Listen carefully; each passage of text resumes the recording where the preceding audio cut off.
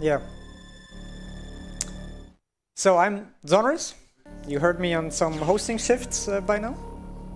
You are? Who I'm are Henny. you? I don't know. I'm Henny. I will be running Metroid Fusion. Since this is a marathon run, I decided to show you the intro. In a normal speedrun, you would skip the intro. This is like, I don't know, 3 minute intro. And this gives me enough time to talk about some things beforehand. First of all, you can... And the timer does not start yet, so chill everybody, okay? So first of all, you can see the game is in Japanese. It's... The RTA for this run in Japanese is just a little bit faster. It's like 6 minutes or 3 minutes or what, I don't even know. It's just a little bit faster than the English version, but RTA does not really matter since the leaderboard goes by in-game time. It's just like quality of life, that Japanese is just faster. And cooler. That as well. And like, as you can see, this is a more or less a story-intensive Metroid, lol. And so what we were just visiting the planet SR388. That's the home planet of the Metroids. In the timeline of Metroid, this is the last game. So everything you know from Super Metroid and Prime and the first Metroid everything is still done. And so there are no Metroids left on the home planet because we killed all of them in Metroid 2. And the, how should I call them, the biggest rivals of the Metroids, the X-Parasite, they had no lethal enemies anymore on the planet, and they spread like a corruption on the planet. And we as Samus Aran got like a task to go to the planet and check it out, and we got infested by one of these X-Parasite right here, and that really does not look good for us. We are like in really critical condition, we are about to die, but then the Federation right here, they like gave us, they still had a little bit of DNA from the Metroid of Super Metroid, the baby Metroid. And so they injected just a little bit of the baby Metroid into us, and since the Metroids are like the arch nemesis of the X-Parasite, it cured like the X infestation within us. They also cut away some of Samus's suit because the suit somehow is physically connected to her. I don't know. I don't make the rules, chat, okay? And one thing I'm being asked by Tech if you want a timer or not. Or yeah, this is the intro. The timer okay, starts. I'm just showing the intro because I felt like it's appropriate to show this. And the timer starts in just a bit. The timer, any moment, any minute. And yeah, that's like basically the intro. And like we got a task now to go to this, like half a second too late, feels bad, man. And yeah, so some of our parts of the suit that got removed from us got sent to this shuttle, to this space station, and we are now basically tasked to see what the hell is going on here, because some weird things started to happen here. It's like, in my opinion, one of the coolest Metroid games to play casually right after Super Metroid. I mean, Super Metroid is just like... It's the best game, without a doubt. Exactly. But Metroid Fusion really was great fun, in my opinion. So what you see right now, as this is a story-intensive game, there will be a lot of cutscenes, more or less, like what we see right now with the computer. He like tells us where to go, what to do. And yeah, he's currently tasking us to go where our suits were, or the part of our suit. And we can see this room doesn't look that good. And there's nothing in there besides that one monster we just killed. And okay, we done that. We don't know anything more. Let's get some further advice. It's a recurring theme in this run. Yeah, no kidding. This is kind of like, some people like this, some people don't. I'm a little bit split. Like in the speedrun, all these interruptions with text are actually really annoying. I would rather have like a solid flow of gameplay. But the actual story of the game is pretty cool. I mean, I think like Metroid Fusion as a speed game, it has more speed tech and more things that you can do than most people would think if they first saw this game. So I think it's like still a good showing. Oh yeah, also something I forgot to mention at the start. So this is my very first live marathon, and this is my very first run on a live marathon. And I used to speedrun this game on emulator home, and for this marathon I bought like original hardware because like emulator is not allowed, and I had not time yet to practice that much on like the original GBA, and so I'm apologizing for this run because it's going to be a train wreck, but I'm trying my best to make this a very entertaining train wreck. There are some things you can make fun of in this game, so also we're currently on the way to get our first upgrade. Because of science, we can download upgrades because we are in the future, I don't know. And we just downloaded some missiles, just like the classic missiles. You have ammunition, you can only use a certain amount, and yeah. But as most people who have played this game probably know, that like you cannot download everything right away because the computer just doesn't want you to. Yeah, this game is really, really strict. And even if you wanted to, like, sequence break, you couldn't. Because this game works on, like, a event flag system. In terms of if, like, say for example, if you didn't do event 6, event 7 is not even there.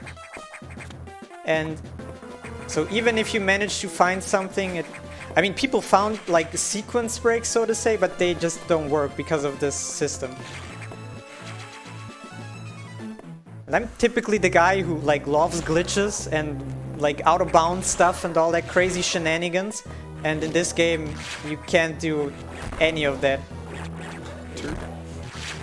What you see right now are the so-called idors. These are like a big RNG factor in the run. They can shoot lasers up to 3 times until they open their door, their eye, I mean. And yeah, so basically, you can either shoot 3 missiles and you're good, or you can wait 12 lasers, which kind of sucks. It's a bit of a time loss now. Oh yeah, and since this is the 100% category, I am obligated to collect everything there is in this game. Literally all collectibles. Yes, not like in Dishonored where you skip half of it. XD. Wow. So this is the first boss. It's what's this one Digimon called? I forgot its name. But it's free.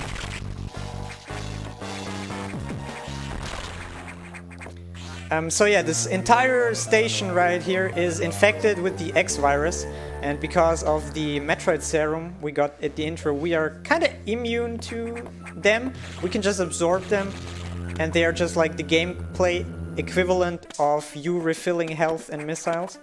The yellow X, they refresh your health, and the green ones refresh your missiles. And about the first boss we just saw, pretty much every boss in this game except one is like an X, or like some kind of creature that got infested and infected by the X and absorbed. And whenever you kill the boss, at the end there's like this X-core floating around, which holds an upgrade or movement ability or whatever. And you need to destroy the shell around it before you can collect it. So every boss battle is at least 2 phases long.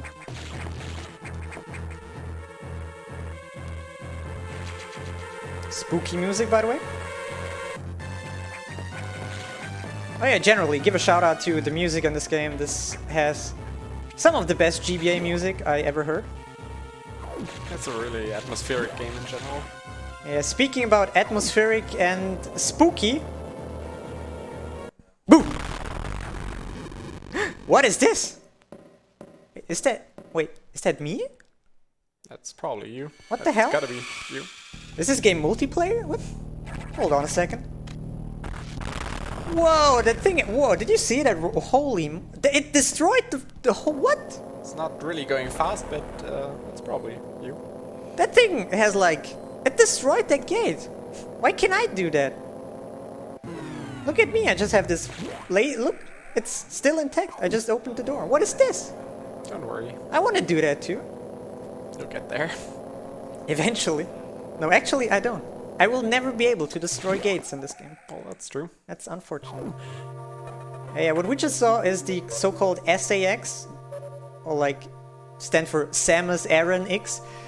This is the infected part of our suit that got sent here, and the X in the suit, they like reproduced and infected the whole suit to a big, huge living being with all my power of the suit. And he's like the arch nemesis of this entire game.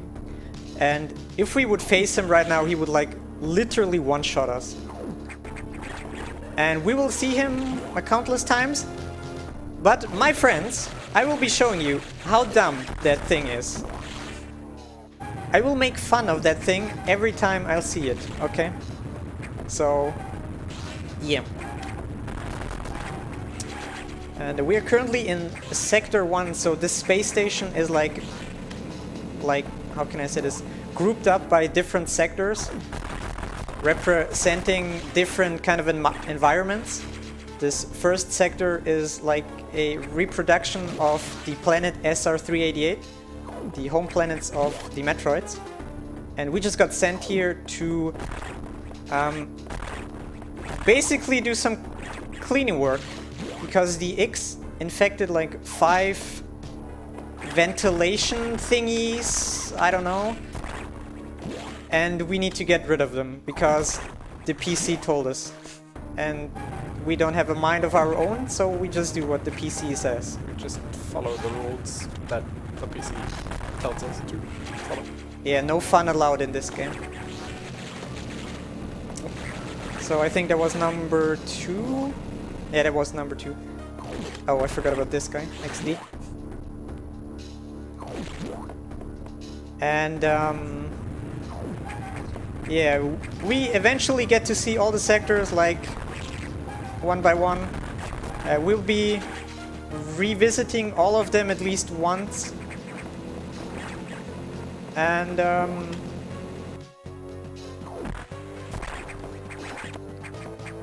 yeah, like most of the game is just like pure... The whole game is like pure execution. Which would still, like, why am I running this? This is not my type of game. I think the reason why I'm running this is... I like to say this, because it's kind of true. I used to speedrun this game before I actually knew what a speedrun is. Because as a child, I really liked this game. And since you have a timer at the end of the game, I just played it over and over and over and tried to get the time lower. I guess that's what a lot of people did with the Metroid games. They just so, like, just makes sense with the timer. Yeah. Here we see our second boss of the game. So this X core right here is a little bit different. It has spikes around it.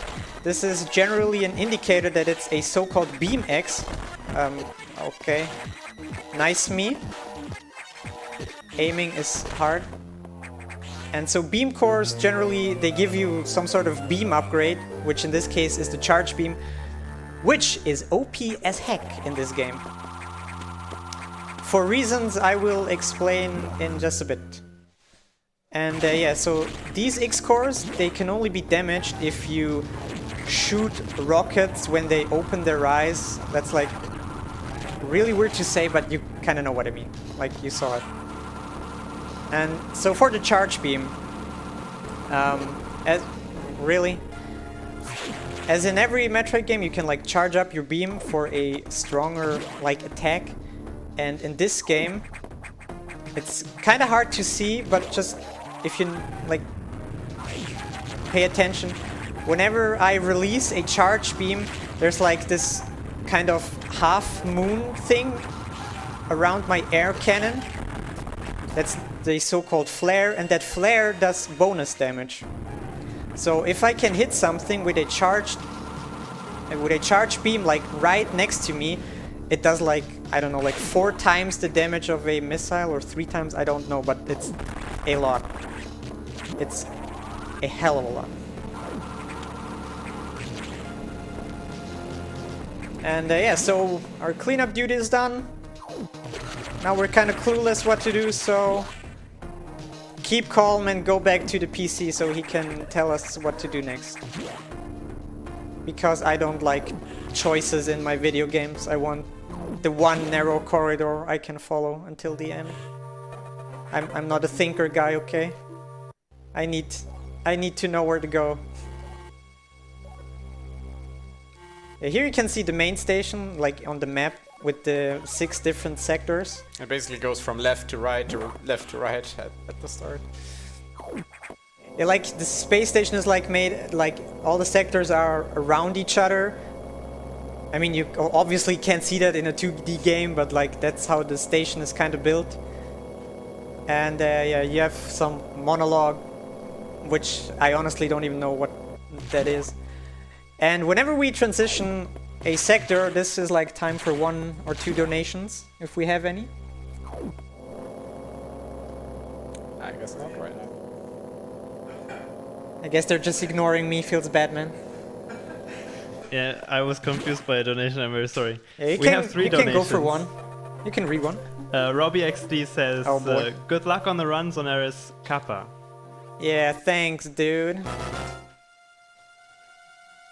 Alright, now in Sector 2, and the PC now tells us something I just told you. What the SAX is, basically. And we should be really careful about this thing, because it is us in full power. Hold on a second. And yeah, it can one-shot us, so... the SAX also has the Ice Beam, and since we have Metroid DNA inside of us, we are really... not good with ice, or anything that is like cold is really bad. And Sector 2 is basically, how can I say this, like the plant area, like the wood area, more or less. Hint the green color. And so the computer told us to get an upgrade, but that upgrade is locked behind a blue security door. Which we have to unlock or ask for permission first as well, right? Yeah, we can't ask for permission, we have to. Like this room right here. In all the other Metroid games, like different colors of doors represent how you open them. Like red doors generally means missiles, green doors super missiles, yellow ones super power bombs, and so on. And in this game, you have to unlock some sort of like security mechanism to unlock a certain colored door. And so the PC basically gave us permission to unlock the blue doors, so we can get into this data room, which is behind a blue door, to get ourselves one of the best items in the Metroid games, the power bombs. Unless your game is called Metroid Fusion, and where the bombs are basically useless. They're just there for story progression. You can do bomb jumps in this game, but you never use them. There's like only one spot in the entire game where a bomb jump is useful, and it saves like a second. Maybe less, I don't know. And you didn't maybe catch it, but the door we came in originally is... I think it's like freeze or something. We can't go back there, so... And we don't have our computers, so we are kind of on our own Monka S to find our way. So getting some more items, as it is 100%. The radius for bombs is pretty huge though. Ow.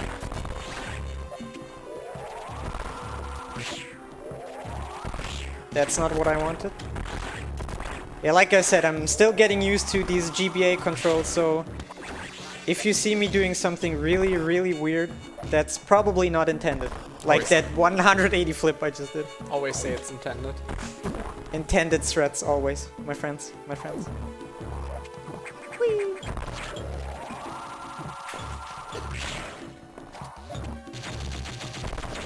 Yeah, so there are quite a lot of items in this game. Can you think? Some people, they sometimes tell me they're like really impressed that I'm able to like memorize all of these items. And I mean,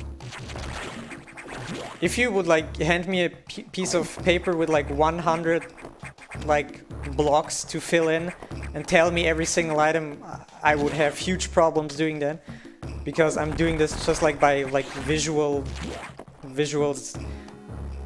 Like, all right, okay, I'm in this room. That means coming up is an item, and like right here. It's like that in almost all the games where you run 100%. After some time you will get like a lot of the items down, but still. Also pretty neat with the charge beam, we can one-shot eye doors, which I mean they can still shoot up to 3 beams until they open their eyes. Yeah, I'm a god gamer, by the way. So this is our next boss. What's it? His name is Zazabi, I think. He's actually a pretty easy boss, but he can waste a whole lot of time because, like, the jumps he's doing right now, they're kind of random. Like, they can go from X number to Y number. I don't know them on top of my head, but this is looking pretty bad. You generally just shoot a charge beam and 2 missiles and it should be fine. I think, yeah, that's of course not enough. Now we're good. Typical X-core. Whenever it's glowing in that... Oh, nice. Whenever it's glowing, that means it has like invincibility frames and I can't hit it. But there's a very, very neat thing I can do, which I just did, which is a so-called double missile. Whenever you hit that thing with a missile, it goes into invincibility frames, but you can hit 2 missiles on the same frame by just manipulating how it follows you around. And just shooting, like you shoot a missile, you jump, and mid-jump you shoot another missile, and then they're like basically in the same, like they're like next to each other, and so you can hit them. So I was talking about making fun of the SAX, am I right? Oh, this might be... we should be okay. We are fine, dudes. Don't worry. That's by the way, the reason why I just saved. So, like I said, we will encounter that guy multiple times, and every time I will make fun of him, some kind of. And yeah, generally, you're not supposed to do what I just did. It was a little bit sketchy though. Like, I tested this many times and there are like basically 3 outcomes.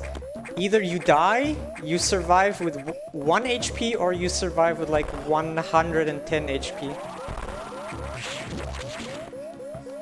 It's actually really simple, you just run. It will freeze you, it will shoot a missile, and it will freeze you again. If you're fast enough, it will not freeze you again, but yeah. It's our friend, the computer. Yeah. Oh yeah. Oh yeah. Long time no see. Yeah, we finally. Where do I need to go, Senpai? I'm lost. Help. And yeah, because we activated the blue doors, the security level 1, we can now enter sector 4 and sector 3, and we're going to sector 4 now. And we can read 1 or 2 donation if you want to. Yes, we do have some. Tsundere Panda donates $5 saying, "Happy Rusev Day, everyone." The H.12 says, "Good luck to you, Xoneris. By the way, the Digimon you were missing earlier was probably Kabuterimon." I don't think so. Isn't it called Armadillo-mon? Something like that? I don't know. It has been 7 million years since I watched Digimon. I still love Digimon though. You're probably right, he says. Yeah, okay, next we are in Sector 4. Like, why are we in Sector 4, not in Sector 3? Why are we not going... It's not perfectly linear anymore. What is this? My immersion is destroyed. Flawed game. True. So as maybe hinted by the blue color, this is... Guess which sector? Fire. Wow, you're really good at this. So this is the water sector, as you can see. Electric water. Nice jump there, dude. And in this sector is a monster called Xoneris, which is a super fast creature which got infected by the X and it destroyed the sector a little bit. It rampaged all over it. And because of... Dude, wall jumps on the original Game Boy are hard, I swear. And yeah, as you can see right here, this place is not looking particularly well. So we'll have to find Xoneris and kill it because it has been infected by the X anyway, so there's no hope of saving it. Because whatever gets infected by the X is basically dead, unless you have some Metroid cells you can give to it. And considering we killed all the Metroids like quite a while ago in the story of this game, it's looking kind of grim. And as you can see, the water is kind of electrified, and that's why it hurts us, at least a tiny little bit. And yeah, like our second goal of being in the sector is to lower the water levels so the water is no longer electrified. Because electrified water is not that healthy, kids. Nice wall jump. Nice wall jump! Hey, let's take Third it. time's the charm. Nope. Oh.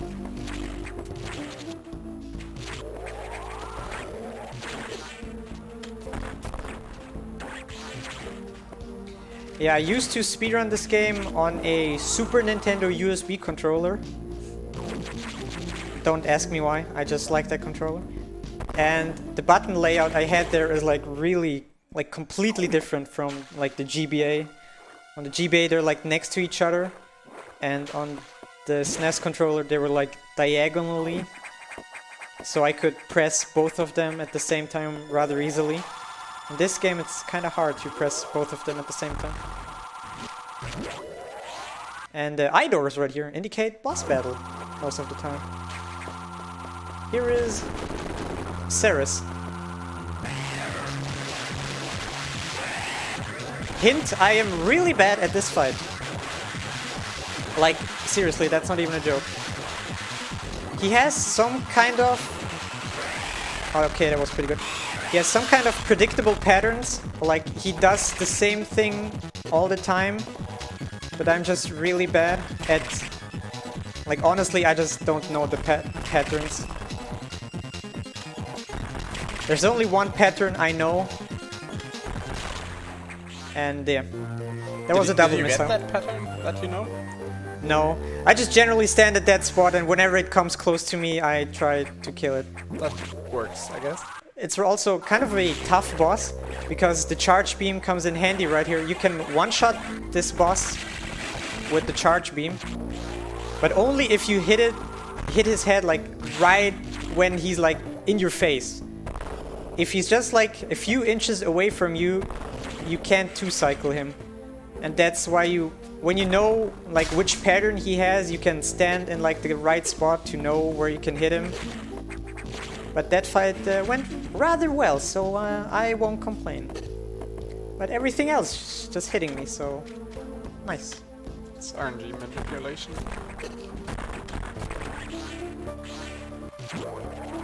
I wish.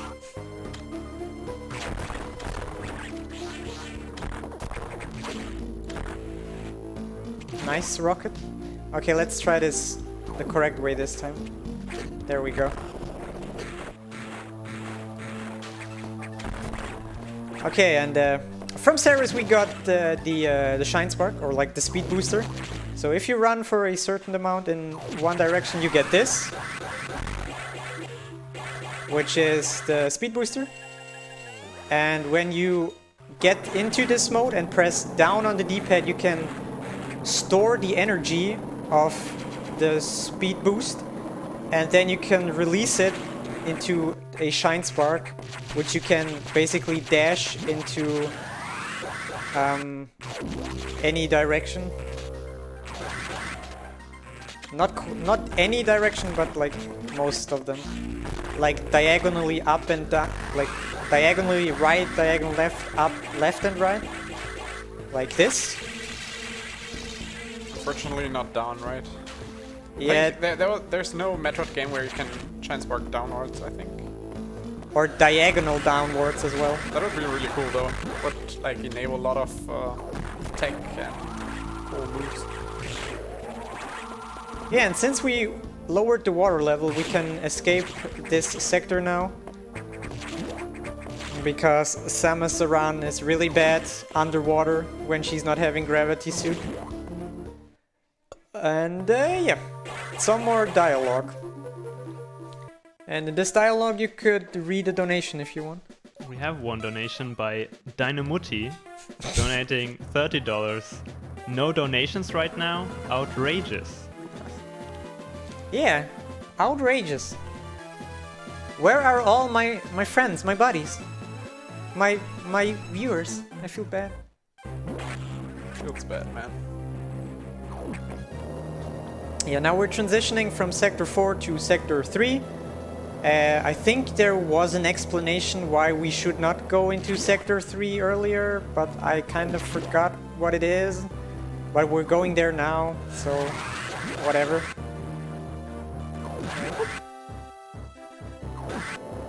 Nice. Yeah, like all these elevators and all the talk to the computer, they're like, they interrupt the flow of the game. It's kind of annoying, honestly. I mean, for the speedrun, yes, but I mean, I think casually people either love or hate that system. Personally, I didn't really mind it, but Yeah, casually it's cool. I kind of enjoy such story-driven games, no matter if Metroid or anything Like else. the problem is all that kind of transition just like gets on time. And I mean, estimate is 2 hours, but like actual gameplay of this run is like an hour, 15 minutes or so. If you cut all the dialogue and all the elevators and stuff, like this run would be so much shorter. Reminds me of another game. Which starts with D Maybe. and stops with Dishonored. So in Sector 3, the computer just told us we can unlock the next security level, which is the green doors. Unfortunately, the computer does not know, because of security reasons, where these security rooms are. I mean, it'd be kind of dumb to tell the navigation system where like the super secret rooms are. Like any hacker could just, hey computer, where are all the secret rooms? Oh, thanks, good to know. So we kind of have to find them on our own. And yeah. Like our primary goal in this sector is to get another upgrade, which are the super missiles. And the super missiles are pretty cool. Coming up is Kirby. I hope I don't get the Kirby. Okay. This missile tank is called Bob because it used to be pretty infamous because it's kind of the only item you can't skip, but then people found a way to do it anyway. It's pretty ridiculous. And the Kirby is when you roll into this thing and don't lay a power bomb, because while you pick up like the item fanfare, the item explodes and like clears out the blocks. So if you get that power bomb, that bomb, it saves like, I don't know, half a second or so. And whenever you don't get it, you pull a Kirby. So now we got the super missiles, and as you can see in my interface, I still only have one missile at the top. In this game, my normal missiles just got overwritten with super missiles, so I still have the same missile count, but they just deal 3 times the damage. And they have a pretty nice sound effect. Listen to this. Sounds satisfying. Yeah, it sounds impactful.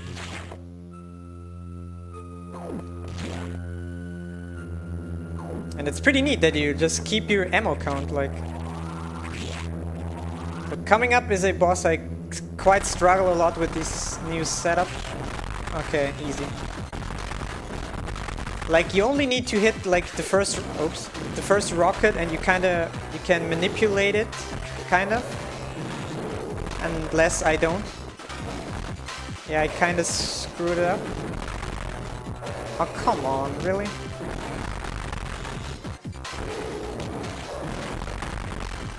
Yeah, like I said at the beginning, this is going to be a train wreck, but I'm trying to make it an entertaining train wreck.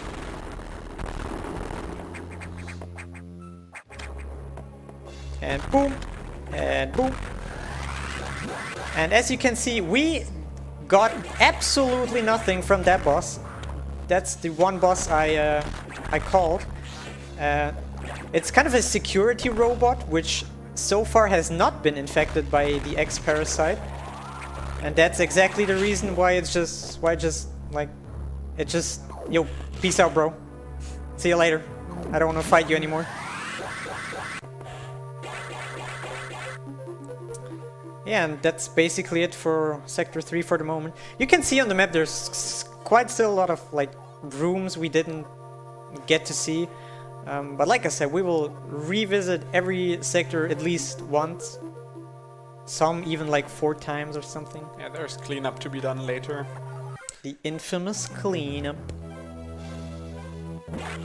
Which is also a pretty interesting part of routing Metroid games. Because you kind of want to not get as many items so that it would waste time if you took a different route otherwise. Oh, who's that? Oh yeah, this is like some... Basically, they're just spying on us. Like the Federation. Like the Federation is kind of the good guys in this game. Like just the Intergalactical Federation.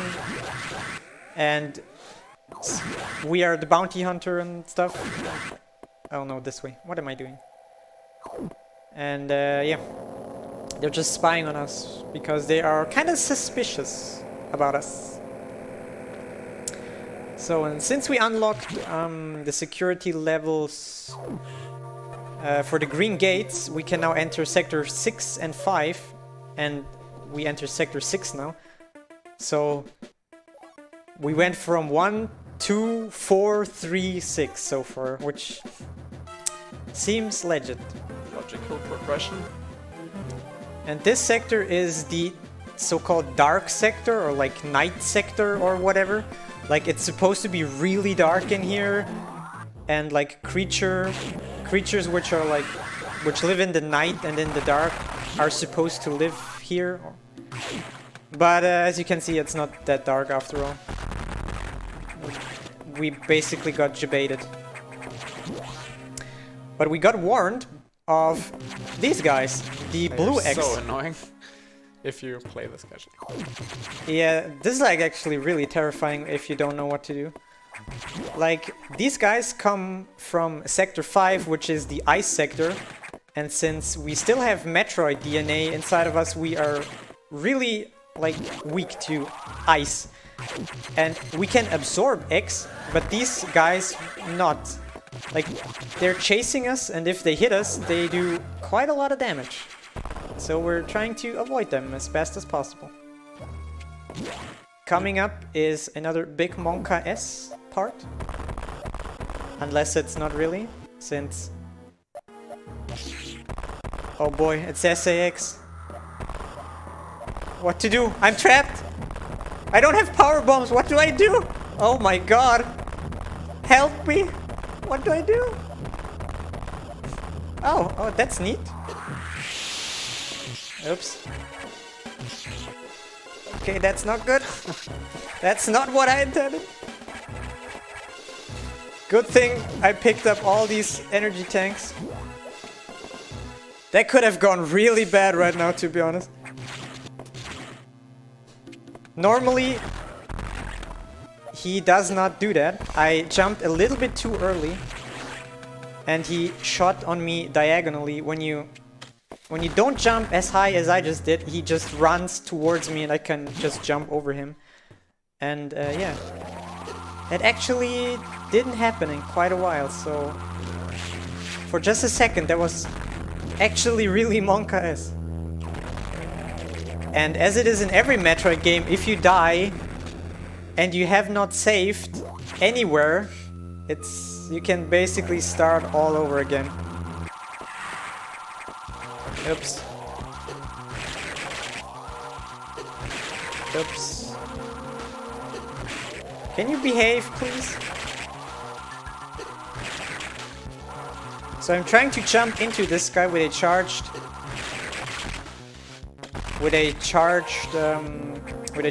beam. So for maximum damage. So what happened right now? You may have seen it, but this guy, he just downloaded our stuff. Oh, which is really rude. I was just about to say that. And he downloaded the ugliest suit I have ever seen in any Metroid game ever. The Metroid Fusion Varia suit. I don't know who came of the idea to mix like pink and like toxic green with each other. But good job, my friend. You created a special suit indeed. But yes, the Varia suit, as it is well known from any other Metroid game, we do now have heat and cold resistance, or at least areas where it's really hot or really cold. And we can also absorb these the blue X's by now, which is kind of neat.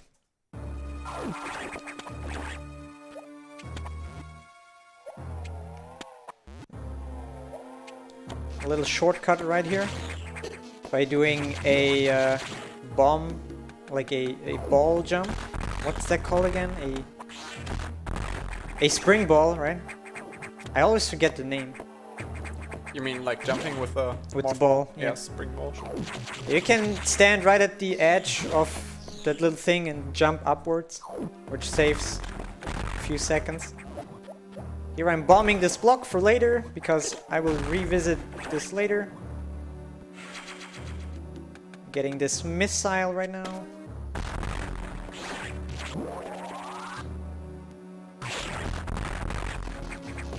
And we are piecing out of Sector 6.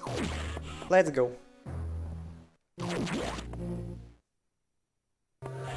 There we go. I think the computer tells us something about SAX because we encountered it, and like it's cool that we got a suit upgrade and we can now survive heats and colds and stuff. And I mean, which better place to go now than the ice sector, which would have been kind of bad for our health if we visited earlier. Every sector has some kind of abbreviation, by the way. It's like a neat little gimmick. Like Sector 1 is called SRX, I think. Sector 2 is... dude, I don't even remember. Sector 3 is...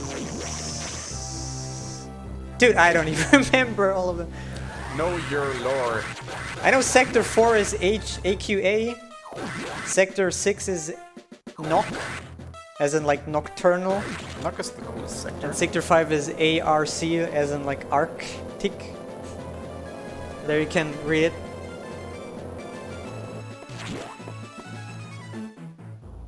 But since we haven't talked to our good buddy in like forever, let's 2 talk to minutes. him. Yeah, that's quite a long time.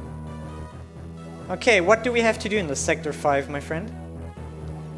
What is mission? Give mission. Okay, target acquired, let's go. So he's pointing towards a data room where we can get a nice little upgrade. That was too early. Shoot the thing. But, as you may have predicted, to get to that data room we need to unlock a security hatch. The level 3 security hatch, which is yellow. And now you can see kind of the icy theme of everything.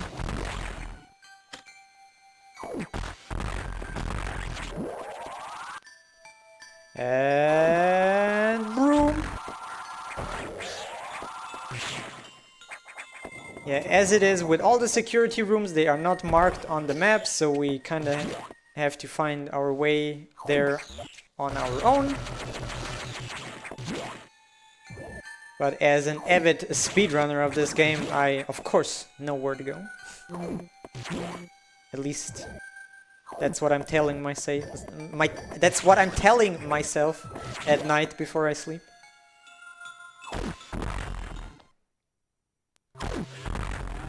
And there we are.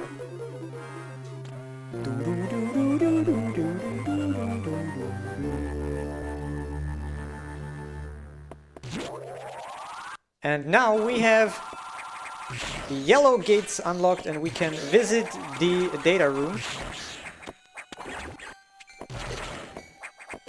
Can you not? Thanks.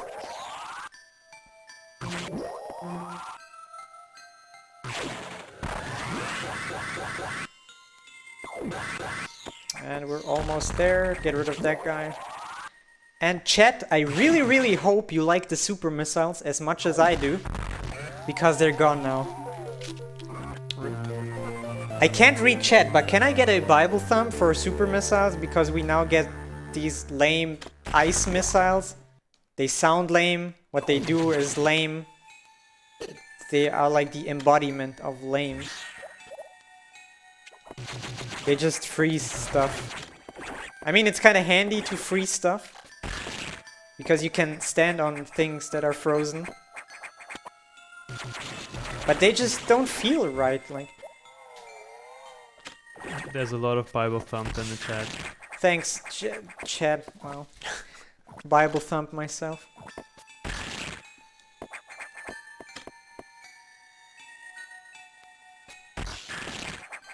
This room is really annoying because you have to freeze that guy and wait for him to be in kind of a good position to jump on him and don't fall down, which I did in my first attempt to get the item. But I mean, it's pretty cool that you can actually now freeze those things. Yeah, but it just sounds like this, like... I mean, it sounds kind of impactful, but I like the super missiles way more. And the sad part is you don't even keep the super missiles, you keep them for like 2 sectors or something. Like, they get replaced so fast. It saddens me. But these missiles don't actually do like less damage, right? I'd actually do more damage, but it's kind of programmed in a way you can't kill like enemies with the ice beam. Yeah. Like when you do, like let's say the missile does 10 damage and you hit an enemy with 7 HP, he still will be frozen even though you would kinda kill him. Yeah, it can be kinda annoying. And chat, oh god, emergency in... I hope you know what to do, chat. I don't want this explained. If you don't know, if you have never seen what this is, just look into chat. There will be at least somebody that knows what to do right now. Copy it. Most important part of the run. Yeah, copy it and spam it. Most important thing of the run, indeed. So as that lovely lady voice just said, we have 6 minutes until the What did you say? Until like the station explodes because of overheating. Until something happens. Yeah. 6 minutes until you're dead, so you better hurry and fix whatever we did. We've got a lot of dogs. Yeah. Chat is spamming emergency in Francozy. I'm proud of you, chat. Thanks. So, like, the meme behind this is, like, what the lady is saying is emergency in Sector 3, and Sector 3 rhymes with Franker Z, so... I wouldn't have guessed. Ingenious. I don't know who came up with this meme, but like it has existed forever, so nice on that. But yeah, basically, as I said, we have 6 minutes. Like something or someone or whatever activated or like disactivated like the temperatures in the heat sector, and like it was already hot in this sector, but without like the air conditioner. Basically damn it, the station is about to explode because of overheating, and we are now here to kind of rescue this. And you maybe think 6 minutes is... that's kind of not much. I think... oh, come on, really? Stop hurting me! Hey, that was neither. Does that mean there's a boss? I'm doing this the lame way. It's another beam core. You can double missile beam cores, but it's really precise. And really Thanks, GBA controls. That's really what I need right now. Can you just shoot the thing, please? This is one of the easiest bosses in the entire game. Like, it's just straight up and like beam core, nothing behind it. Pretty easy, just shoot it in its eye when it's opened. And yeah, it's over. Unless you're me and you just don't shoot it, because you just did that so chat could spam some more Francozy, right? Yes. All on purpose. I live for chat. I would not be here without Twitch chat. Kinda. I really like that with this meme thing. Francozy is getting spammed, because nowadays Francozy is like a rarity in Twitch chat, unfortunately. Yeah, whenever there's a dog somewhere, people spam like, oh my dog, and not Francozy anymore, so... I still remember the Francozy raids back in the days. That was something. But yeah, we basically saved the day. The station is not going to explode. Oh, yeah, and by the way, we got this shiny new beam called the Wide Beam, which basically just increases our spread. How did that guy hit me? That never hits me.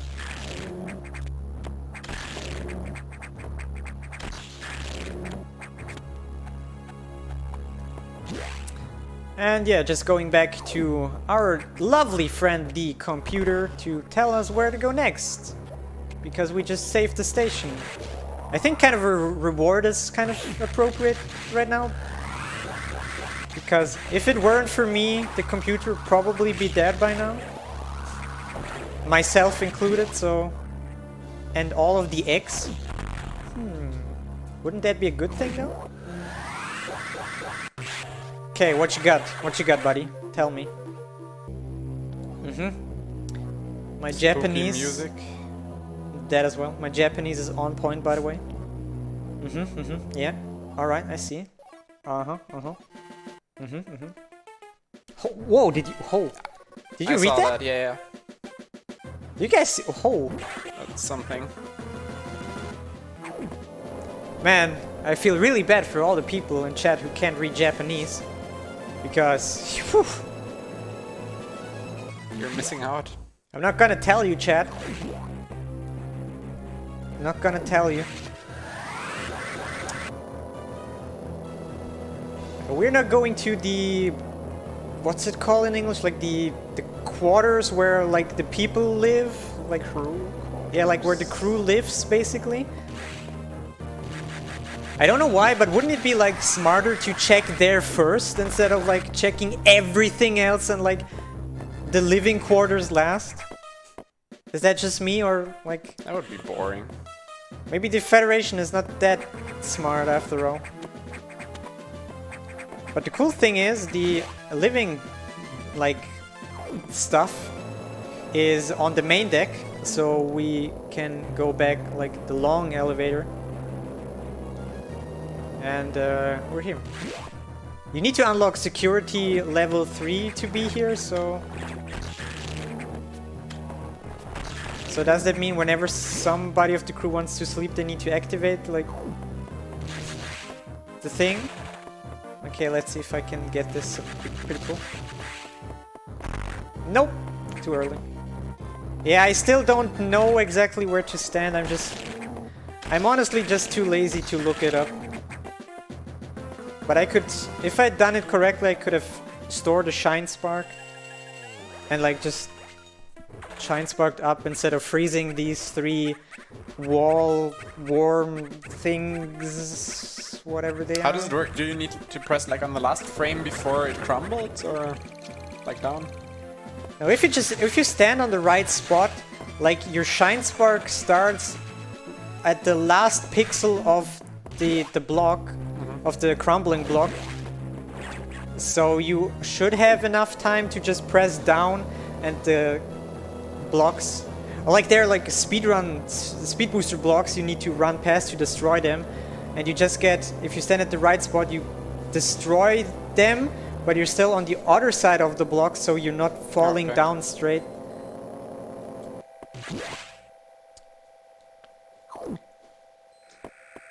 Oh yeah, and by the way, we just saved the animals. Because saving the animals in this game is mandatory. It's kind of weird. Wanna know fun fact? These animals are the same animals you save in Super Metroid. So Which we never do. Yeah, all of you bad people out there who do not save the animals make this game non-canon, okay? So, save the animals next time or I will be super mad. Don't do it. Don't make my favorite Metroid game non-canon. That's rude. We should have a donation incentive with only one option. Kill the animals or kill the animals. Save them or save them later. No. By the way, there was the wall where the SAX initially came from. There was a like a missile tank and nothing else. Which I always ask myself, how the hell did it even get in there in the first place? Like, it only got out of there. How did it get in? Don't question the SAX. I mean, at the start, it was at some kind of container where it was not a living being, and it just slowly evolved into this. And there was like this very first room we checked on. It was stored there, and from this room, it somehow got into the wall. Seems legit, alright.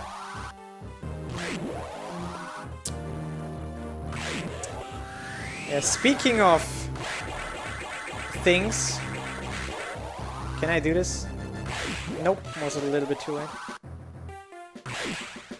So, for the first time, we are revisiting Sector 5. And by the way, you can notice something in the background. Maybe we'll see that later. Monka-esque.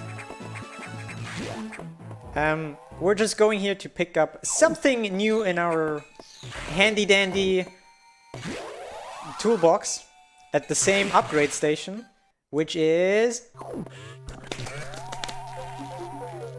power bombs. We get a whole 10 power bombs, which is honestly enough for the entire run, just saying. At the end we will have like 64 or some crazy stuff like that. Stuff. Yeah, like there's no reason we ever need that many. They also make kind of a weird noise. Okay. How can a bomb make a noise? Listen to this. What kind of bomb is this? Also, there is rumor that in this room, the SAX appears. I mean, you can hear creepy music. You can kind of see kind of an ice beam or something. But I never saw it. Doesn't exist. Never Like I happened. said, there's kind of a rumor of the SAX being in there, but I don't believe him. Damn it, I wasn't high enough.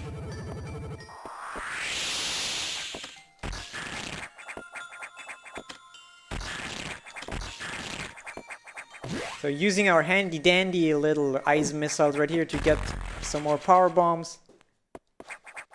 We already have way too many. And yeah, we got what we came for, so let's get out, shall we? This is actually kind of neat. This is the first time, like the only time you visit the sector without fighting a boss. You just come in here, get an item, get out. Like, why can't it be always like this? Why do I need to fight things? Can't we just live in peace and happiness? Why do we always need to be so violent? Bible thumb. Speaking of violent, this is a really dumb room, and a lot of runners can scream in this room because there are these stupid crumble blocks, but I got it first try, which I did not get in my practice run, but I'm happy. I mean, I took it a little bit safe. You need to freeze those rippers like right at the right spot so you can just roll over them and don't fall down the crumble blocks.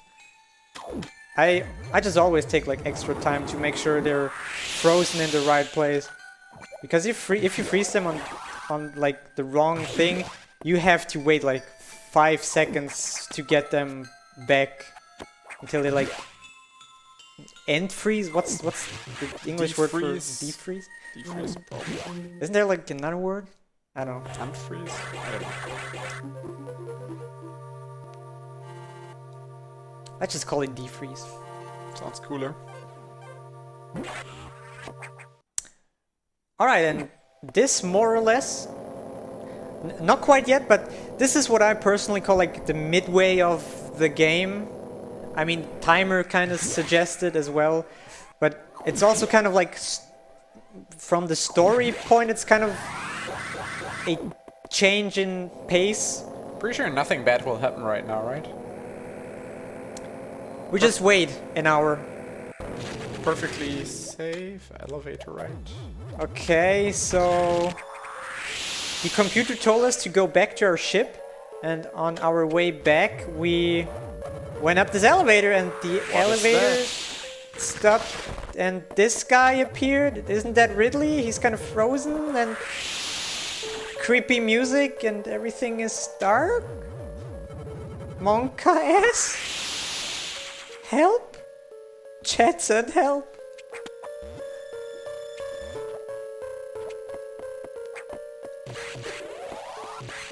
Oh, come on.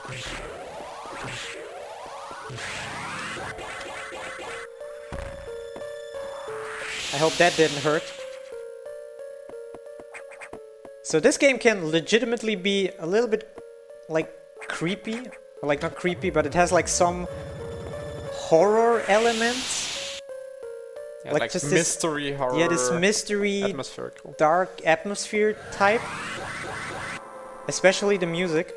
I'm gonna save here just out of safety, because coming up is something really interesting. The coming up is a boss which, for the love of God, I cannot do with this thing in my hand, okay? And after the boss, there is something very special, and I hope everybody will enjoy that. So, the computer just told us the energy of the station kind of went off for some reason. That's why we got stuck in the elevator midway, and we are now in the reactor room. And as you can see, this does not look like a reactor room should.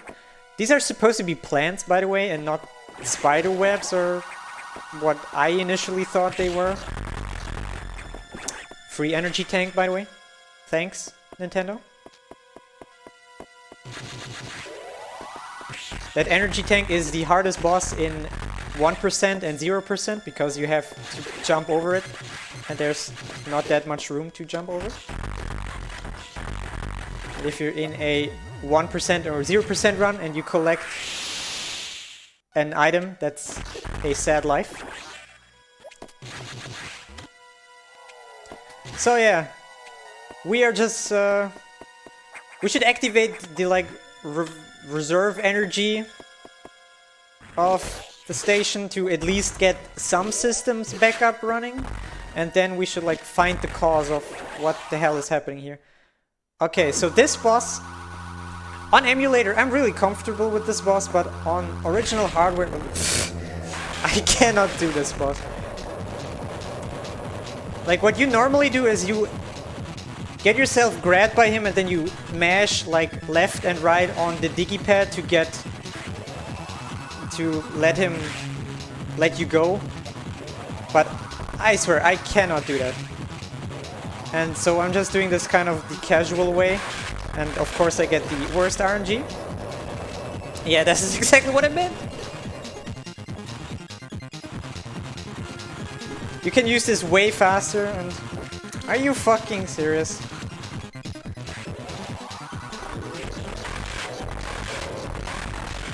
Yeah, like this was a really bad fight, like I said, but really not comfortable yet with this fight. This is the second phase where he just jumps around in unpredictable patterns. And you can only hit him when his face is like not spinning around. So you need to kind of predict where he is going to be, and yeah. Now the easiest phase, there was not a double missile, but it was close. That was a double missile. That was bad inputs by me. That was another double missile. Okay, we at least got two. So now we get something really neat called the spin jump? Man, I'm bad with names, okay? The Space jump. Ah yeah, the space jump. God! Thought you were memeing. No, I swear I played this game more than once. It's okay. But yeah, this allows us to jump indefinitely, more or less. You have kind of a cooldown, so you cannot just spam the A button and...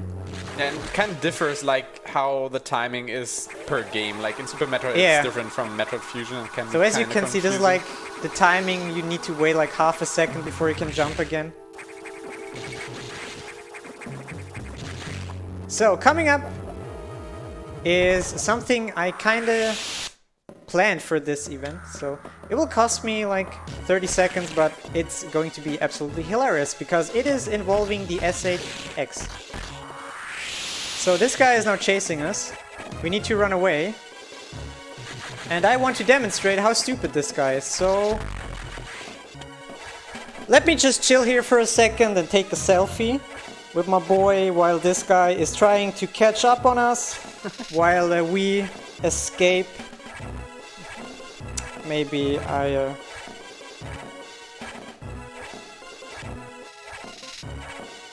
Nice selfie. Alright. Oh yeah, we're actually playing a video game, sorry. Completely forgot. Yeah, so let's go.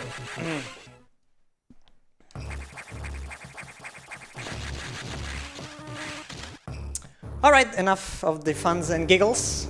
Time to get serious. Serious speedruns. Serious speedruns, lol. So yeah, we are kind of tracing the cause of the plant in the reactor room, and this leads us kind of this way. Upcoming is my favorite boss, just from my personal opinion. I cannot really explain why, there's just something about... I don't know. I mean, it's actually a really, gameplay-wise, a really dumb boss. Kinda annoying too. But there's just something I like about him. I don't know. Of course, annoying red door, and there we go. Placing a power bomb. No. And you see these plant flowers on the top. They're shooting things, but if I stand at the spot where I'm standing, I can just shoot the thing freely. And this in the second phase, he's shooting back with some sort of beam. We just shoot him some more and we're good. Oh look, it's a beam core. That means these green-red things, these green beams he's shooting at us, that's our next upgrade. I didn't count, I think. Nope, I messed up. Was one. Boop. Boop. And yeah, so this plant thing caused the entire station to break down, and it's now dead. So are all of its roots, and the reactor is working fine again. Without somebody touching anything, it's just working again. And yeah, we got the plasma beam, which is arguably the strongest beam in every Metroid game. At least I believe it is. So what the plasma beam allows us to do is shoot through enemies, so we can hit multiple enemies in a row, which is really nicely demonstrated in this room right here. Get wrecked, nerds. This is not the last beam upgrade we get, but it is the most powerful one for sure. I mean, in Super Metroid, Plasma Beam is the strongest one. Like, yeah, at least the strongest regular beam.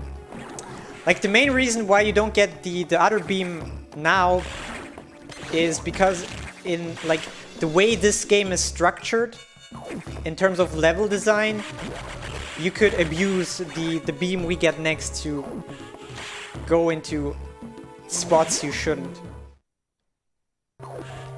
And that's why we're getting Plasma Beam now and the other beam later. And yeah, so the computer is a little bit surprised that we now recovered the Plasma Beam, because the computer told us earlier that the only thing that can hurt the SAX is the Plasma Beam, and now we have it, but he's still suggesting we should not mess with the SAX.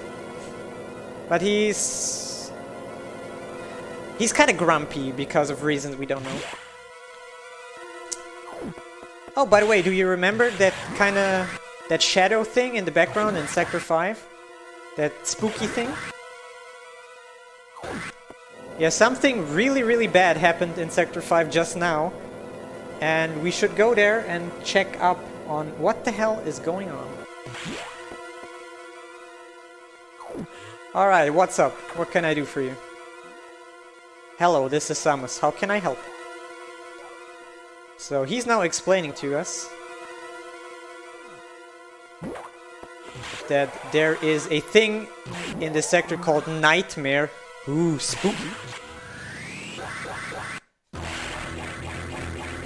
Oh god, I messed it up. No, I messed up the cool thing. Maybe we get the backup.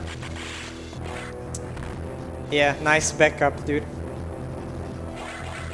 Wasting time just because I want to get this. Worth it. If you'd done this correctly, this would be the longest horizontal Shine Spark in the entire game. But yeah, kinda messed it up. So yeah, we are in the ice sector, but everything kind of defroze, and now there's water everywhere. This is exactly because of Nightmare, that thing that was floating behind. That thing is wreaking havoc everywhere. I mean, you kind of just saw it, the level. Like, the start of level of the Sector 5 looked completely different than the last time we visited here. Also, you can see my movement underwater is kind of slow. And we are now going to fight that thing. So the computer basically tells us it's a cybernetic biological weapon which can manipulate gravity, which in itself sounds kind of terrifying. So we need to tread with care. I mean, you probably don't want to see something that is called Nightmare. Because gotten somewhat decent Idor luck, right? During this run. yeah, that was nice. You could get this energy tank faster, but it's kind of risky and I don't want to do it. And chat, Monkeyes. Holy crap, what the hell is this thing? Do I need to fight this? Oh boy! Send help! What is this? Some sort of atomic grenade launcher? Doesn't matter. It's gone. Oh my god, that thing is ugly. Holy crap. Surely one of the weirdest looking bosses. And his face is melting. What the hell? This thing actually casually is pretty damn hard. Yeah, I could have one-cycled him, but I kind of messed it up. Like, he's kind of following you around in the room. You need to manipulate him, because you only have a certain space on the wall where you can, like, cling yourself onto. That was kind of bad, but whatever.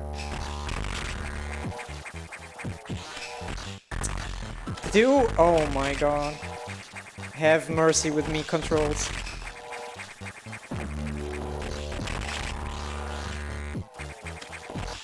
So, something important to mention with double missiles... Oh, that was a nice one. With double missiles is every single missile upgrade you get, the fire rate of the missiles gets longer.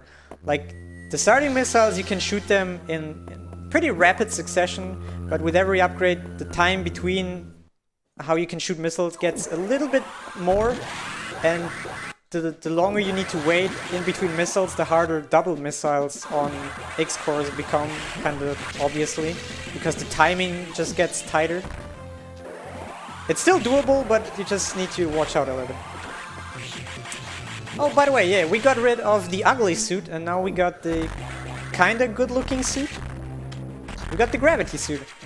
Who would have guessed? We get the gravity suit from a boss that can manipulate gravity. Smart, Nintendo. Smart. Ingenious, I should say. And now we are in my favorite area of the game, because just look at the background, it's so beautiful. This is like the real part of the water sector. Like the first part of the water sector was just, I don't know, whatever. This is like the real part, where everything is like deep underwater. You have all these underwater plants and corals. What are corals spelled in English? Probably Korallen. Like Getting some items, of course. And by the way, since the last time we spoke with the computer was before killing Nightmare. So we actually don't know what the hell we're doing right now. And we don't have any instructions where to go or what to do in the slightest. But since this game is really linear, there is only one path for us to take. Except if you want to go for the Easter egg, but I guess you won't do that in this run. I would still need to unlock this. Oh, yeah, right. So this is... What could this be? Red doors? There's a number 4 in the text. So we just unlocked the last security doors of this nice... of the entire space station. And the most important part, we did it without permission, chat. Wow. Reckless. So I guess Daddy Computer will not be happy without us. Because it's also kind of important to mention that the security locks also keeps the X-parasites away from whatever is behind certain locks. So with unlocking the red doors, we just basically gave all the X in the entire space station access to everything. But we kind of need to progress, and yeah. We still don't know what to do, we're just following our path. We're following our heart, chat. We're doing our best. We're collecting items because we like items. Obviously. We don't kill enemies because I'm bad. We freeze monsters or creatures underwater with a rocket. That's how it physically works. Like, just imagine how much power, like how much energy, like this rocket needs to produce to instantly freeze something underwater, but not the water around it. Okay, let's see. Nice. Nah, okay, I got the important part. Messed up the second part. I could have stored the Shine Spark to get up here, and now I just need to do it kind of the casual way. Blame original hardware controls.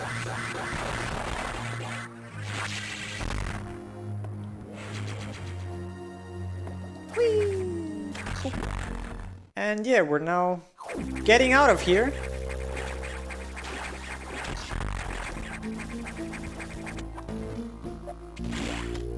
That bomb was just for giggles. Totally intended. And some of you may have noticed, but Sector 4 has a data room, which we are in. And there's actually something we can download? The computer never told us about this. What the hell? What even is this? I don't know. I can't read Japanese. What do we get? You said you can read Japanese. Maybe I lied. But it's another missile upgrade. It's called the diffusion missiles. Because you can now charge your ice missile. And when it's fully charged, it releases kind of a huge AoE freezing sphere thing, which freezes everything it hits, which is kind of nice. It looks cool, but it's not that useful in a run, to be honest. And now we're doing something pretty cool. We're doing a early cleanup. With that item I just got, we got every single item in Sector 4.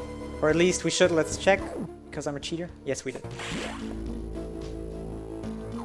So technically,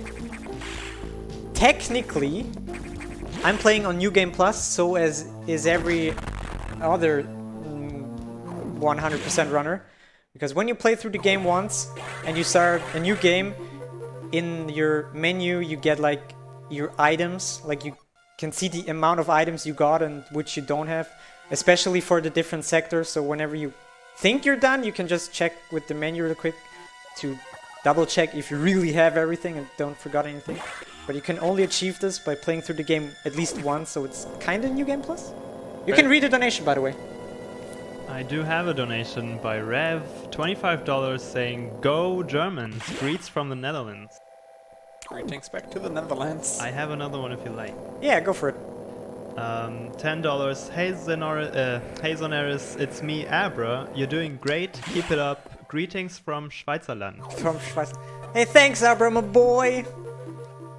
A friend of mine. Thanks for watching, dude. I really appreciate it.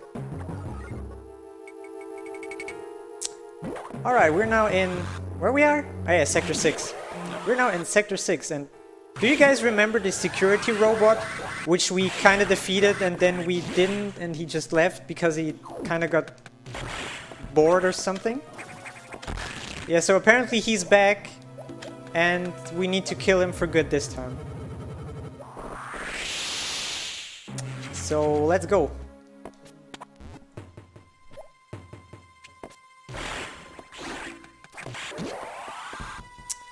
But the unfortunate thing about all of this is the computer does not know where the robot is, so we are slowly but surely getting into a state of the game where we can find our own way without being told where to go.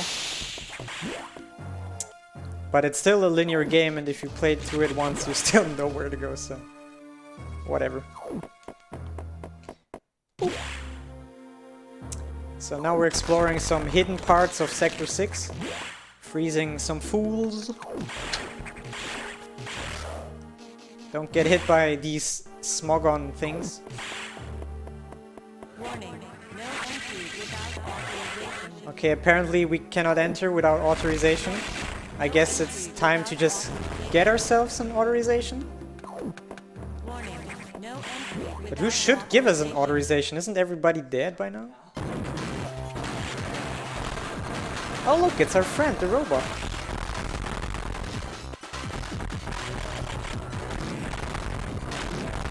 Okay, let's not mess this fight up as the first one. So this time around he just shoots rockets instead of his exploding fire things. Hey, he's dead. And there's some sort of like brain behind everything, which eventually got absorbed by the X-Parasite. And look, it's a beam core. And this is where we get kind of our last beam upgrade. And it's the wave beam. And Henny, what does the wave beam do? It allows you to shoot through walls, I guess. That is absolutely correct. Yeah. Warning, no entry, So we can now shoot through enemies and through walls, which is pretty neat. no entry without And I think we just got ourselves a permission, because we can now shoot through walls, literally wall hacking, or like, is it wall hacking? warning. No, wall hacking is seeing through walls, right? Yep. Authorization. What's shooting through walls? Warning, It's one step further. entry without authorization. Yeah, but we can just shoot at something behind the lock, which in reverse opens it and... That gives us the authorization. Wait, are these Metroids? Nice shine spark, by the way. Are these Aren't Metroids supposed to be dead? Like, didn't I kill every single Metroid in Metroid 2? What the hell is this? Apparently. What the hell is right. going on? It's the SAX, and Metroids and exploding, Second, to isolate and 60 seconds for something, explosions. Monka S, Woodface, what's going on? Hell, no! Don't touch me. Should have taken your time. You had 60 seconds. Sure. Can we get press F for all the Metroids that just died? Feels bad, man. It wasn't even our fault. So what that just was, this space station had a super top secret Metroid breeding station. And of course, we didn't know that because why would they tell us? Like, duh. We just found it by accident. And the SAX was tracing us. And we just saw he destroyed, he completely obliterated everything. And because of that, the top secret sector just had a failsafe to get rid of itself, some sort of like self-explosion mechanism. And now the SAX is dead and all the Metroids, right? So we beat the game without doing anything, kind of.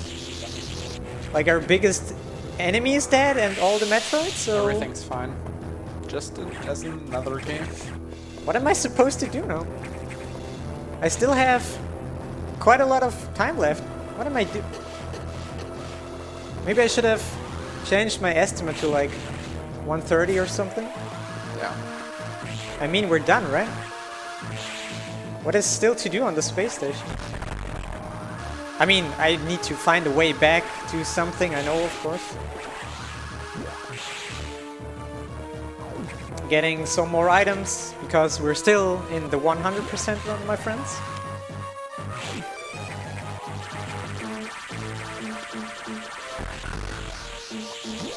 Shooting that as a preparation for when we get out. Let's go, champ. So about these golden pirates, you are supposed to only hit them in the back, but they are programmed in a way, or like how the game checks if you hit them into the back is if you and the pirates are facing in different directions. So you can just charge up a beam, release it, turn yourself 180 degree and the game thinks you're behind it, because that's what it would look like. Oh yeah, Ridley. I kind of forgot about this guy. Chat, spam baby rage! I mean, listen to this guy. He's loud. He's annoying. Dude, can you chill for a second? I did nothing to you. Why are you screaming at me? Did I wake you from your, like, beauty sleep or something? Dude, I'm sorry. This boss is really loud, but Twitch chat is much louder right now. Oh god, good. That's how I like my Twitch chat. Thanks, guys. So, and I'm now curious, what kind of upgrade do we get? Like, did he use anything? Like, he just flew around and grabbed us. Like, what are we supposed to get from him? What the hell? That looks weird. Never seen this What is before. this? What has this to do with Ridley? He never used something even similar to that. But it's the screw attack, the, in my opinion, best ability ever. It's a really fun ability in like every Metroid game as well. It allows you to one-shot basically everything, which is neat. You can just jump into things and they die. It's really satisfying. Like if you had to go through areas before and you needed to pay close attention to not dying or touching things, and this time you can just go through everything. I spare that guy out of mercy, Sure. because I have a gentle heart. But I will not spare this guy and this guy, because they're in my way. Alright, and now starts the big and infamous cleanup part, where we basically just get all the items which are left in the game. There are some items we can only get now, and we could not get any earlier. And there are some, like this one, we could have gotten earlier, but it's just tiny optimizations to get them now instead of later, or like now instead of earlier. If you kind of know what I mean.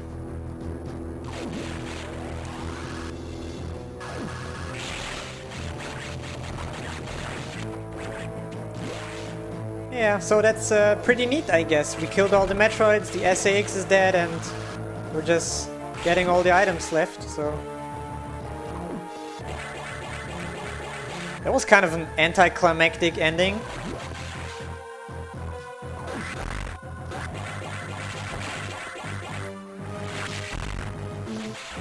So just getting a bunch of items.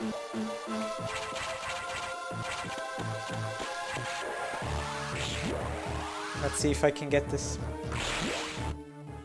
Nope. If you time it correctly, you can store the Shine Spark before transitioning to the door, which just saves a little bit of RTA. Or I can just try again because my controls are on point today.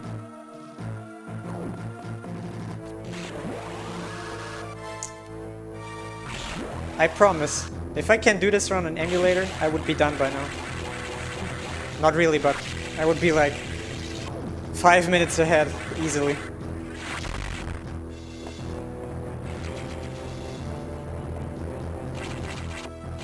So, yeah, we're...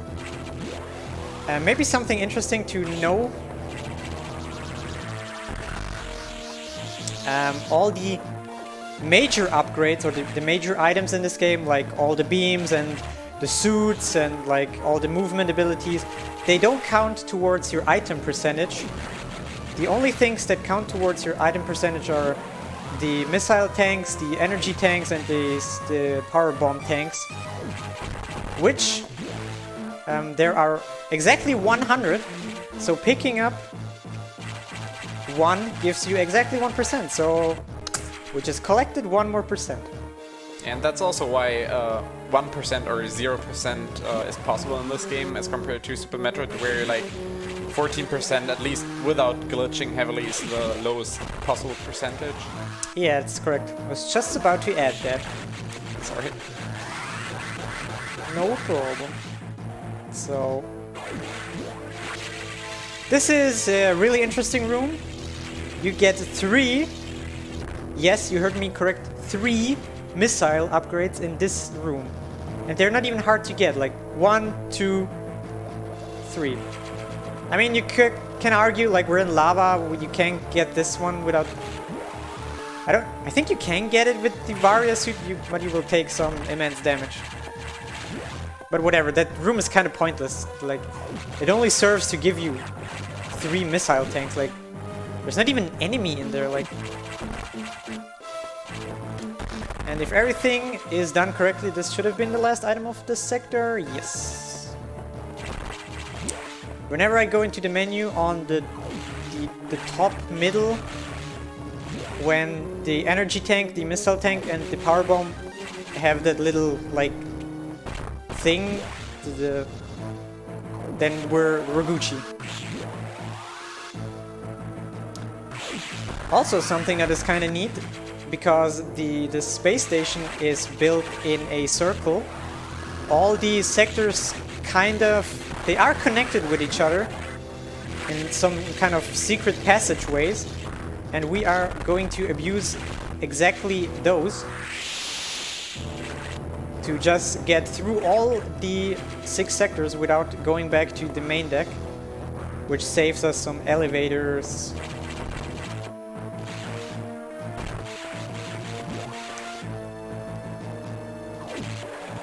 Coming up is this one part where I mentioned earlier where bomb jumping would be kind of useful. You can like... kinda. Because whenever you use a power bomb, for some reason, only God knows, you cannot ledge onto, like, grab ledges for a short period of time. If you grab one, you will let go of it immediately at the same time a power bomb is exploding. So, whatever. Okay, cool. Who came up with this idea?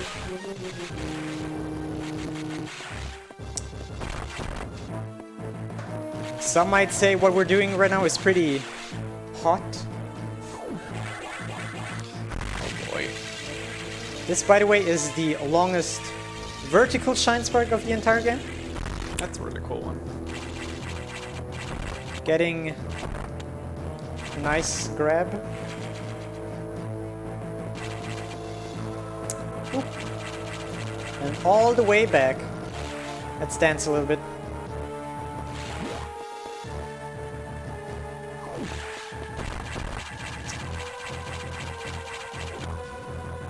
Also, if you play like in any percent run, you don't really get that many items. I think any percent ranges from like 12% to like 14% or something. Like, oops, that's not what I want. I kind of want this because this looks cool. If I get it, never mind. Let's go back and try again so we can fail again. This is basically what it looks like whenever I speedrun anything. I never had a world record. I mean, I had one for like 2 days. And that same world record is now like 6th place on the leaderboard, so... You could call me a god gamer. Absolutely. I'm pretty good at video games, in general. I'm a beast, without a doubt. Everything I touch is just, I win.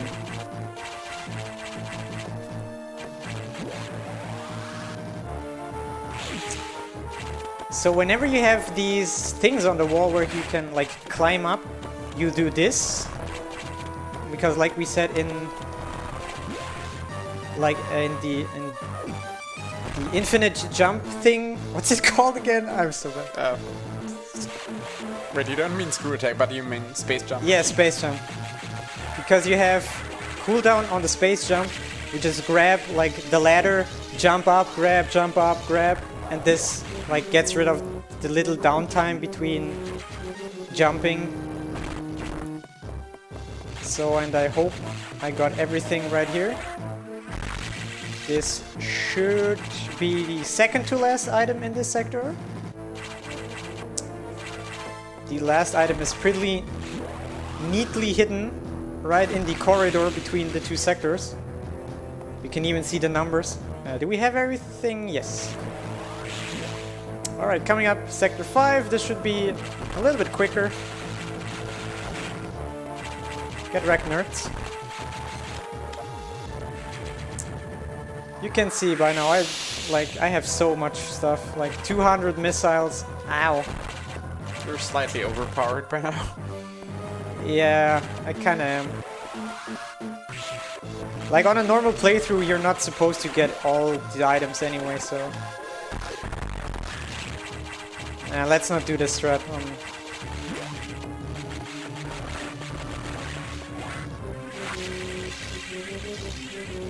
So Sector 5 is rather easy to clean up, and after that is Sector 6, which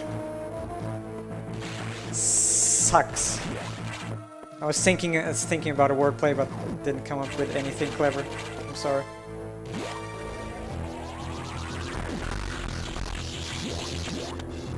Was not really what I wanted, but okay. This is an item we could have gotten like way back at the first time we visited here, but with all the items it's just a tiny little bit faster. And this should be it. Nice-oo. See ya, Sector 5, and hello, Sector 6. This is by far the hardest part of the cleanup, because there are some really dumb things in here. Wait, why am I even morphing? I don't need to. But I kind of need to get rid of those. So Sector 6 involves quite a lot of shine sparking. For this room example, there are strats to make it faster, but for the marathon run, I just decided to go with the things I'm most comfortable with.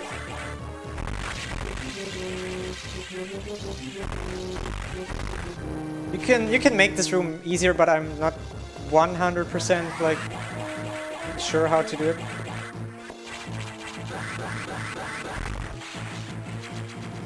Yeah, getting those two items. I tried. So there's one item in this game everybody hates to death, and there's a very good reason for that. And you will see in just a moment, or like a minute or so. There are even some speedrunners who don't want to play this just because of that single item. I personally think it's not too bad, but I can kind of understand if you completely and utterly hate that thing. Because you're kind of getting it in a non-intentional way. But that non-intentional way is kind of hard, but it's fast. Really important, do not, I repeat, do not shine spark up here. Otherwise you will be back in Sector 1 and you will have a very, very sad day. Because you cannot get back down the way you came up. And we already did cleanup of Sector 1, so we would need to travel like half the station just to get back here.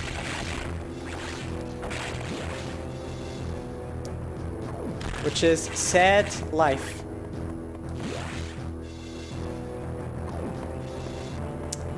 So we're almost at the infamous item. Clearing out the way, getting this one, this is easy.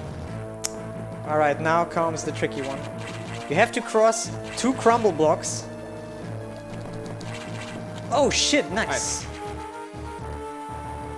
And like crumble blocks, you have exactly 1 frame to jump off a crumble block. I mean, you get 5 of them, so you kind of 5 times 1 frame opportunity to jump, to get up there. You're actually supposed to freeze like one of the enemies, but you would need to wait for that guy, which can take forever.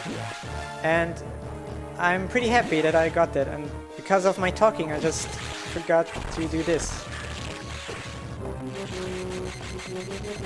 But yeah, that was that was actually PogChamp worthy, to be honest. Chat, PogChamp. if you have not already done that. Commanding chat. There already were PogChamp. Ooh, that was... I'm bad. I messed up, that was too early. Rip me. I need to reset the room. So you need to lay bombs, middle, at the edges and like 2/3 to get all these things so you can get a shine spark, crash into the wall and get the E-tank. Do not shoot your wave beam, otherwise you will have a sad day. Because you will trigger like pillars that go up and will block your way. So you cannot get a shine spark, like I did at the start with the bomb. So, but the annoying part is kind of done.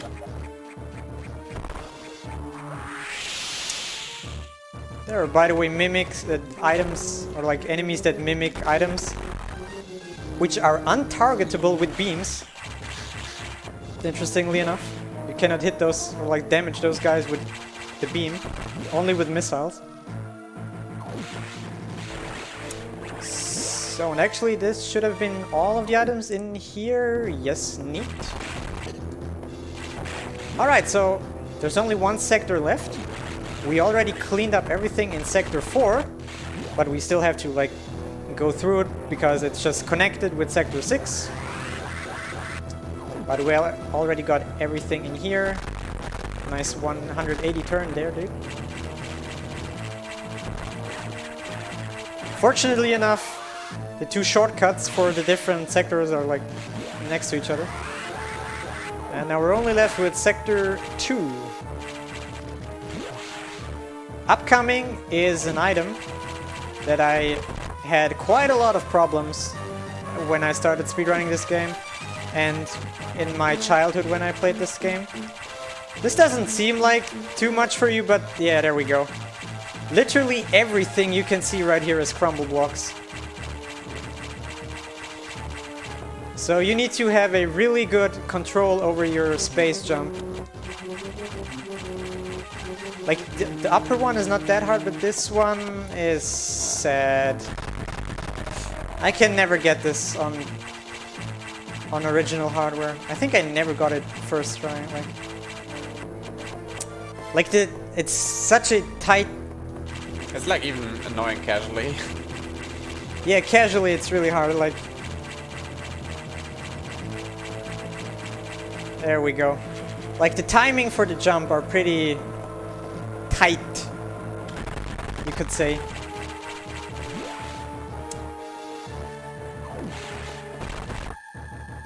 If I would be on emulator, that would have been first try, easy try every time.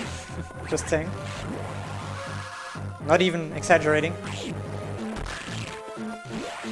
So...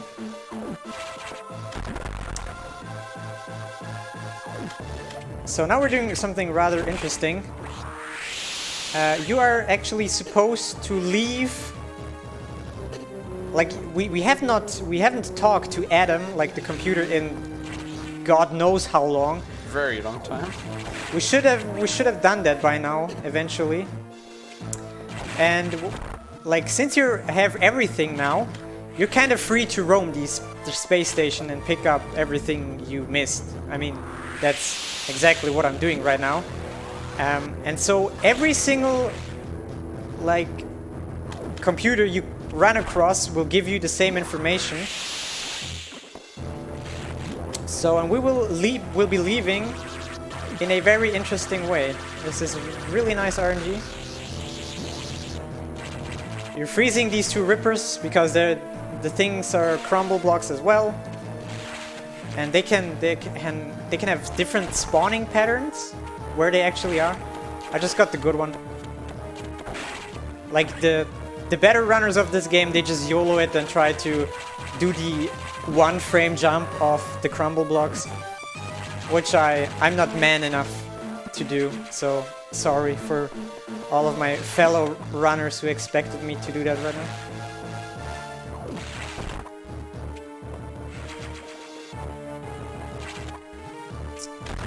As you can see right now in my like the numbers on the top screen, they start to get like a little bit ridiculous. Like There are like 20 red things which indicate energy tanks. So I have like infinite health. Not really, but like pretty close to it. 235 missiles, 60 supers, like... What can kill you still? Who even needs that many? I think Kirby Master once did a run at like... at one of the GDQs where he like challenged himself to use everything at the end of the run. So he had 0 missiles and 0 supers, 0 power bombs at the end. And he started spamming rockets like by now to just get rid of all of them. Another Shine Spark puzzle.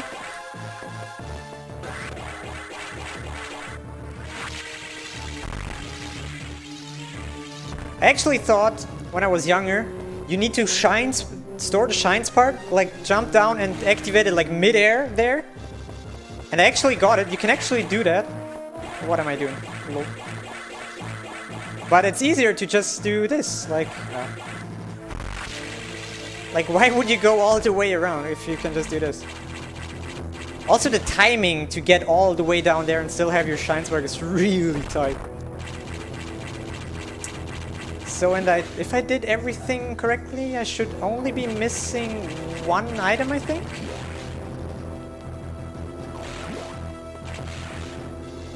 And we are now slowly getting all the way back. And this is now what I meant. We are going to the main deck, but we're not going to the main deck over the like the elevators. We are taking the way through the the main energy of the base, which got infused by all the like where all the plants and stuff were. Now you can see it in its full glory. This is how it should look. You can see it's running, everything's fine. And we're using this way to get out. And now we are on the main deck. And we have not used a single elevator, which is kind of neat. And there should only be 1 item missing, which is right above me.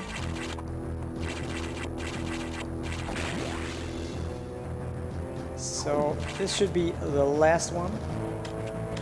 Let's check real quick. Do I have everything? 20, 48, 48, 32, 33. Let's go. We got everything. We are golden. Nice. So now let's find the nearest computer to talk to and let's see what he has to say, my friends. Congratulations, you've beaten the game. By the way, shoutouts to that zombie who is at the start of the game and at the end of the game. Hey dude, what's up? Chat, I need to confess to you something. I just baited you. I forgot to tell you something really important. Because the X-Parasite is reproducing itself in rapid succession.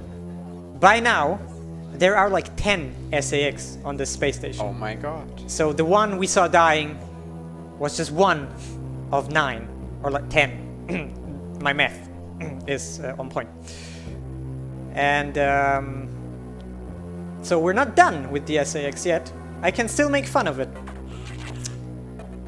And now this is like the big plot twist. There's like a long talk about the secret Metroid breeding station and how they should not be used. You cannot research them, they're too dangerous, and yada yada yada, blah blah blah. And now they have a pretty hard talk with each other.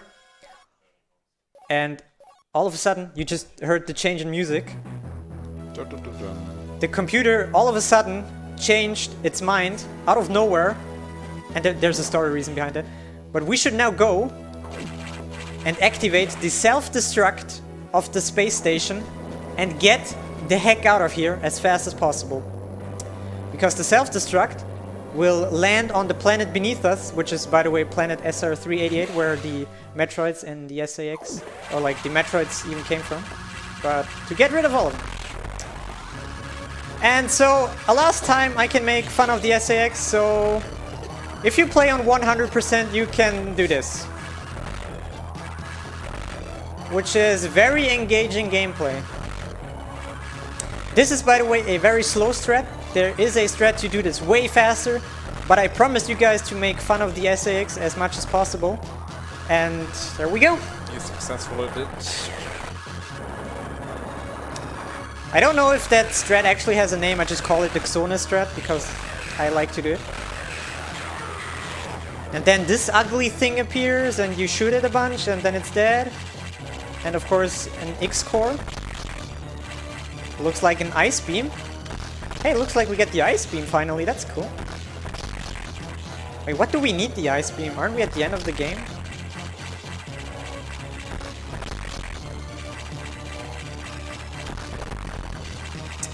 Hey, whoa.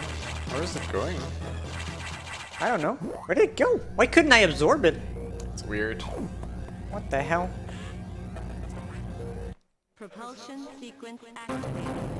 Shoutouts to the best theme in this game, by the way. So now we have 3 minutes to get to our ship and leave the station before we die ourselves, which would... I guess you don't want to be here in 3 minutes. Would not be good for your health. Let's say it like that. And like 3 minutes to just get to our ship, which is like right around the corner, isn't that like a little bit much? I guess they just wanted to make sure you actually get there and not die. Yeah, that would be pretty demotivating if you just finish the game and then die. Yeah, dying at the final escape sequence, Omega Low. Here's maybe a final trick I can... Not like... there is no final trick, never mind. You didn't say I anything. debated you, there is no such thing. Hey, what? Huh? What is going on? Hey, buddy! Who are you? How? What is... You got Hey. 1 health left only? I can't move. Hello? What the heck? Hey, there's my... Hey, oh god, I'm so dead. I'm so... Hey, why is he attacking? Destination. Thanks, I guess? Oh, now you can absorb it. Can I get... Nope, not quite. Unlucky me. Yeah, this is an Omega Metroid, by the way, if you didn't know. We have the Ice Beam. We didn't get a new suit, but our suit is now orange all of a sudden. Proper suit. And, yeah. There's our ship, but why? What is going on? And that's time, by the way. Just saying.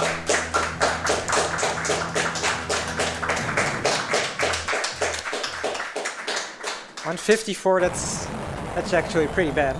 But the question is, who controlled the ship?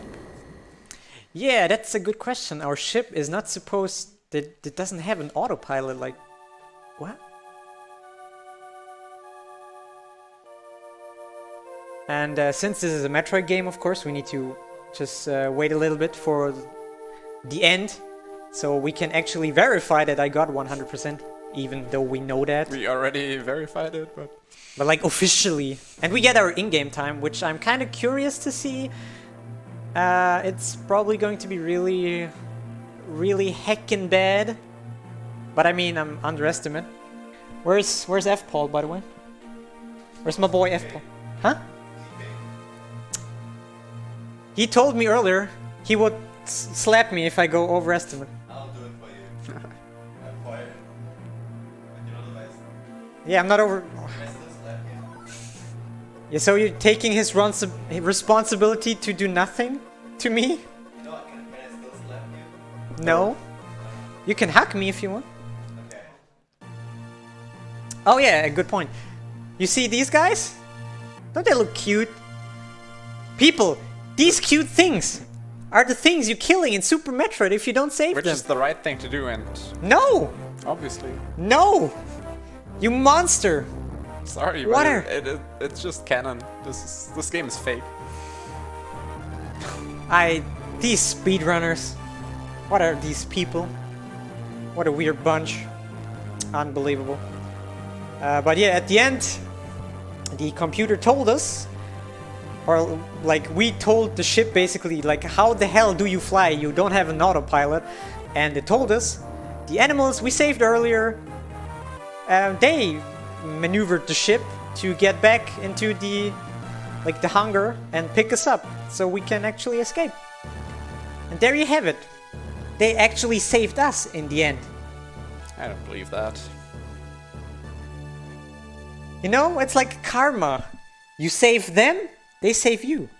The karma is that you will have 99% now. That would be kind of awkward. It would be super awkward, actually. But yeah, we're just waiting for the credits to see in-game time and the percentages. I'll just take this time for a moment. What's your guess for in-game time? Oh yeah, that's 154. So my PB in-game is 113. I think that's like a in-game of like 151 or something, 50, something like that. So this will be a 116, 17.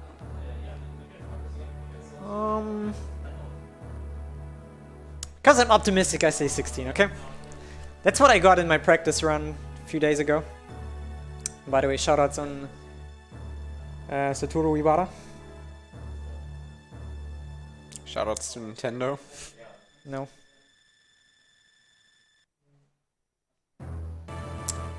Shoutouts to the music again, because it's awesome.